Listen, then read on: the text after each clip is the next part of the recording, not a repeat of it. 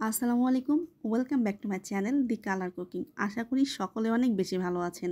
তো আজকে নিয়ে আসছি আরও নতুন একটি রান্না। এটি হচ্ছে ভর্তার একটি রেসিপি। তো ভালো লাগলে পাশেই থাকবেন, দেখতে থাকবেন। রান্না ভালো লাগলে কমেন্টসের মাধ্যমে জানিয়ে দিতে পারেন। প্রথমে চুলায় আমি একটি কড়াই বসিয়ে দিয়েছি। দিয়ে দিলাম মাপমতো সরিষার তেল। আপনারা চাইলে অন্য যে কোনো তেল এখানে ব্যবহার করতে পারেন। এরপর এই যে আলু কুচি করে নিয়েছি এইগুলো দিয়ে দিলাম। এরপর দিয়ে দিচ্ছি পটল কুচি করে নেওয়া। এখানে আমি পটল ছিলকা সহ দিয়েছি, আপনারা চাইলে ছিলকা এখানে ফেলেও দিতে পারেন। ভর্তার রঙটা এখানে সুন্দর রাখার জন্য আমি সামান্য হলুদ ব্যবহার করেছি এবং দিয়ে দিয়েছি স্বাদ মতো লবণ।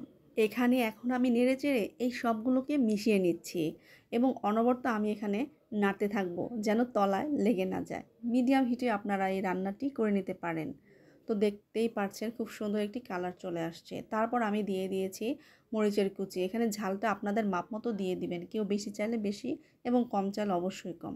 এরপরে দিয়ে দিচ্ছি এই তো ছিলে নেওয়া রসুন। চাইলে এখানে রসুনটা আপনারা কেটেও দিতে পারেন। এই তো এরপর দিয়ে দিচ্ছি একটু বড় করে কেটে নেওয়া পেঁয়াজ।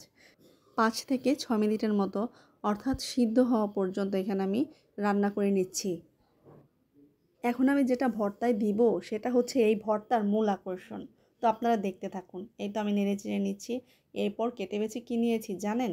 কেটে বেছে নিয়েছি হচ্ছে চিংড়ি মাছ। এই চিংড়ি মাছটা এখন আমি ভর্তায় দিয়ে দিচ্ছি। চিংড়ি মাছটা এখানে ব্যবহারের ফলে ভর্তার টেস্ট কিন্তু বহুগুণ বেড়ে যাবে। তো আপনারা এইভাবে একবার ট্রাই করবেন। চিংড়ি মাছ দেওয়ার পরে এখানে আমি আরও 3 থেকে 4 মিনিটের মতো রান্না করে নিব।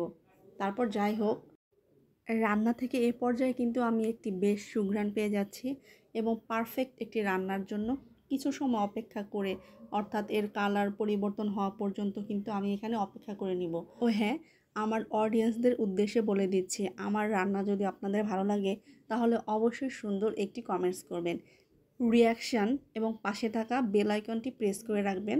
আমার চ্যানেলটি সাবস্ক্রাইব করে রাখবেন। আমার রান্না কেমন হলো জানাতে কিন্তু আপনারা একদমই ভুলবেন না। তো যাই হোক, এখন আমি একটি ব্লেন্ডার জারে এই ভর্তাটি তুলে নিচ্ছি। তারপর আমি এখানে ব্লেন্ড করে নিব। চাইলে এখানে পাটায় বেটেও এই ভর্তাটি করে নেওয়া যাবে।